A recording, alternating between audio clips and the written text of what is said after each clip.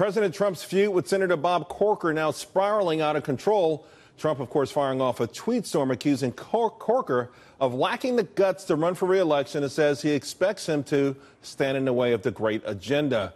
Corker responded with a jab of his own, tweeting, quote, "It's a shame the White House has become an adult care center. Someone obviously missed their shift this morning." And moments ago, Vice President Pence chiming in at President Trump's achievements on the international stage, stating that no amount of criticism at home can diminish those results. Joining me now to discuss, Jamil, Jaffer, former senior advisor to Senator Bob Corker, former senior advisor to the Senate Foreign Relations Committee, and current director of the National Security Institute at George Mason Law. Ford O'Connell, the CivicForumPac chairman and political analyst and Washington Examiner contributor, and Kayleigh McEnany, RNC spokeswoman. Kayleigh, you didn't have enough titles there, but you're still young. Okay, That's right. I'm going to you first because this is so intriguing to have a high-profile, very powerful senator taking on the president of the United States and his own party in such a public way. Right. Well, the president's doing his job, and we encourage senators to do theirs, and that means standing behind the president's agenda.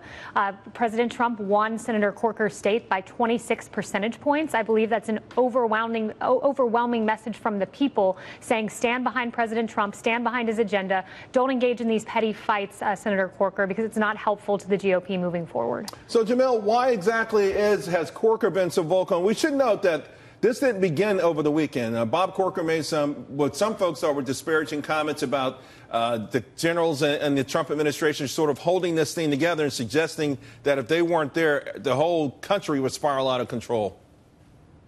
Well, Charles, look, I mean, Kayleigh's right. The president and senators need to work together, and that starts right at the top. I mean, it requires the president to not be lighting up members of his own administration, Rex Tillerson, Jeff Sessions, not lighting up U.S. senators, Mitch McConnell, Bob Corker, Ben Sasse. I mean, you know, people need to work together and get the country's job done, and that's an important thing. And look, I think that they agree on agenda, right, which is to say they agree Iran's a problem, North Korea's a problem, but we need to work together and bring the nation together and do the country's business.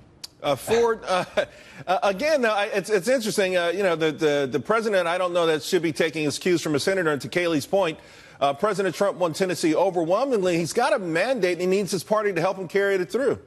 Well, you're absolutely right. And Senator Corker's decision to go all Bulworth was highly irresponsible because it jeopardizes the business of the American people, particularly on tax reform, and it potentially jeopardizes the Republican control of the Senate in 2018. Because remember what's going to happen tomorrow morning, okay? The press is going to get in front of Republican senators and say, do you agree with Corker or do you agree with Trump? And if you agree with Corker, we know what's going to happen. You're going to get primaried. And if you agree with Trump, the media is going to excoriate you. Here's the bottom line, Charles. Donald Trump is the president of the United States. Like it or not, Bob Corker, you got to find a way to get things done. And while you think the next 15 months in the Senate may be your most important, you got to make sure that you're key into getting tax reform through.